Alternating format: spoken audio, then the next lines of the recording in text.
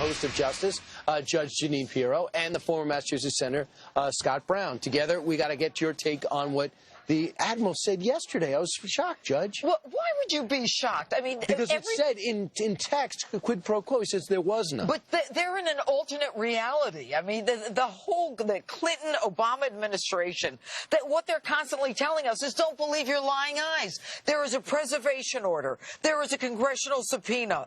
They are trying to declassify at the same time that Hillary is saying, I had no classified email sent or received on my BlackBerry. That was the significance, because she said she had, and if it has, she looked like a liar. She is a liar, and the emails, WikiLeaks proves it. And what they're doing is, this isn't horse trading.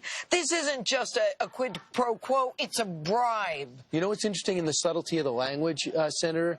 We heard Patrick Kennedy. He's just a lifelong State Department guy that's just doing some work. Well, it turns out they were extremely tight, Hillary Clinton and he. And he was the one who walked Hillary Clinton out on her last day as Secretary of State. Ryan, come on. You're exaggerating. It's not a big deal. Come on. Of course it's a big deal, and they want the American people to think it's not a big deal. Listen, there's two sets of rules, Judge, and we said this before.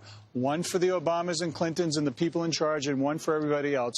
If it was a Republican and the shoes were on the other foot, the guy would be fired yesterday. But, you know, it's also about the establishment, where the one hand washes the other. Yeah. And I think that the public is fed up with it, and that's what this election is about. There's also a race. There's 21 days left, and the way these WikiLeaks missives are dropping, some of them are explosive, like this, but clearly the most explosive thing to emerge, let alone the context and the inner workings of a campaign that many people wonder if they even believe in their own candidate. Here's Robbie Mook about this whole operation. It's very well known that there were disputes within the State Department and between the State Department and other agencies about classification. It's not uncommon for officials within a department to fight over classification. Really? At that point, after already being questioned by it? Here, by the way, is the text of it.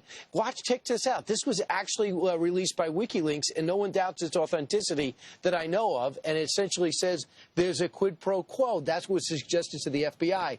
Judge, is that illegal, even to suggest that? You know, it's interesting. I was watching someone on the station say last night, well, you know, you can't assume criminal intent. Here's the bottom line. I don't have to assume anything. If there is a preservation order and there is a subpoena and you're trying to change something that is supposed to be preserved, that's a violation of the law. I'm a judge. I get it.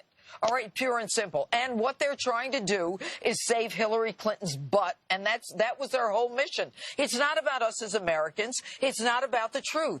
It's very disappointing. And Brian, those FBI agents should be in those countries anyway to help preserve our safety and security. And when it comes to the classifications, not only when I was a senator, but my wife, every person on my staff, we got briefed and rebriefed and rebriefed, the do's and don'ts, what to do with your computer, your BlackBerries, your cell phones, what you're supposed to do when you're at embassies. You know what a C means. You know what classifications there are. It's just a complete and total fabrication. And if I was to put an umbrella over this, if you're wondering what a Clinton presidency would be like, there is. The person in charge is not in charge. And then they're out there fixing the things that she neglected.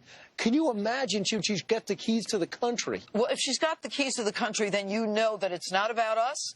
It's about her. It's about the foundation. It's about making $250 million when you don't even have a business. You figure it out. All right, Senator and Judge, thanks so much.